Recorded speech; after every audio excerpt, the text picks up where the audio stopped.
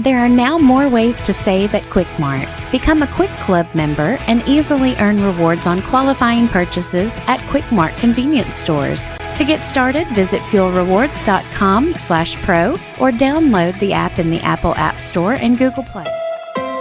From the Tennessee Valley Weather Channel, this is your evening update. Another day, another rain chance across the Tennessee Valley, but things are going to be changing as we head through the next few days. Scattered showers and thunderstorms developing out there in the late afternoon. Some of these heavy with gusty winds, small hail, and frequent lightning across North Alabama.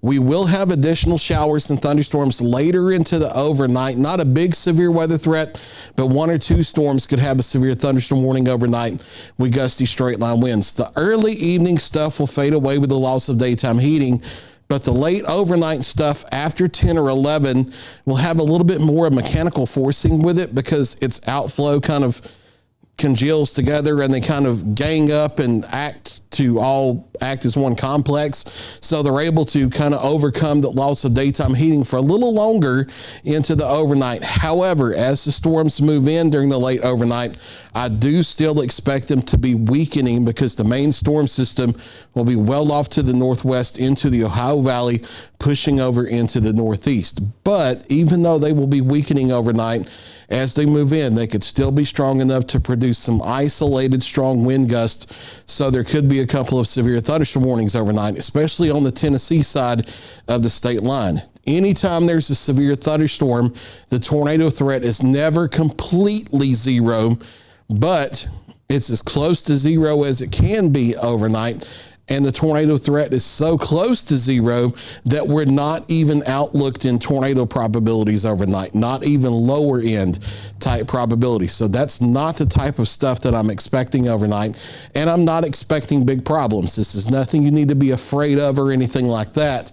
It's just that one or two storms could have a short-lived severe thunderstorm warning for gusty winds. And that's the extent of it that I'm really expecting. Most of it is going to be heavy rain, maybe a 30, 40 mile per hour wind gust, and then a lot of lightning coming through. So lightning and thunder may wake you up overnight. Just be aware of that.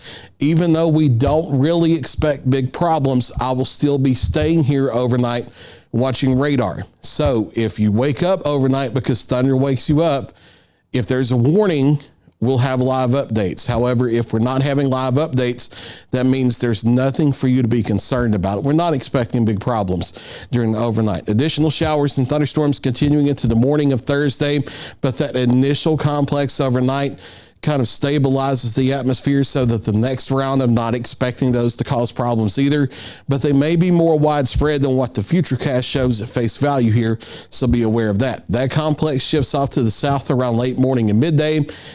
We get a bit of a little lull in activity, maybe some sunshine getting us into the low to mid 80s, and then some spotty thunder showers possibly redeveloping in the late afternoon and early evening. Not expecting any of that to be severe as it sinks southward across the area. And then the rain chances calm down around here. We go dry for Friday and probably Saturday, although we'll hold on to a 10% chance of a shower Saturday and Sunday, back to about a 20% going into early next week. But we're going to shift away from this big rainy regime that we've had for over a month and go to something that's much more like what you would expect during the summertime. Just isolated pop-up random stuff in the afternoon and early evening hours. Otherwise, mostly sunny to partly cloudy and hot conditions. It's because of a big high pressure ridge in the upper levels of the atmosphere building in across the Ohio Valley over the weekend into next week. Now, with the center just to the north, that means that the sinking air in the atmosphere is centered a little north of us. That leaves just enough rising motion to get those isolated thunder showers each afternoon. But still, it's going to be much less in the way of rain coverage. It'll be much more isolated Friday, the weekend into next week. Hotter with mostly sunny conditions and warmer temperatures. We're talking about daytime highs climbing into the low to mid 90s. And those purple bars are the daily heat index values. Notice they're getting into the triple digits as we head into the weekend and next week. Nothing unheard of by any means, but hot enough that you do have to consciously think about taking care of your body if you're going to be outside. That means stay hydrated and take breaks as you can if you're going to have to be outdoors in the sun. So showers and thunderstorms increasingly likely into the late overnight. 1 or 2 severe thunderstorm warnings can't be ruled out. Not expecting big problems. Morning lows into the lower 70s. The more widespread rain coverage for Thursday is during the first half of the day. Much more spotty into the afternoon. Daytime highs low to mid 80s tomorrow.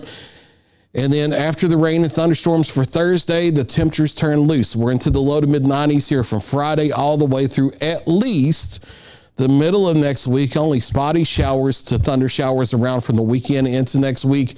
Those daytime highs low to mid 90s there. Heat index values from the weekend into next week climbing into the lower triple digits. There's your latest 7-day forecast. I'll be back at 9 o'clock with a final check of your local weather.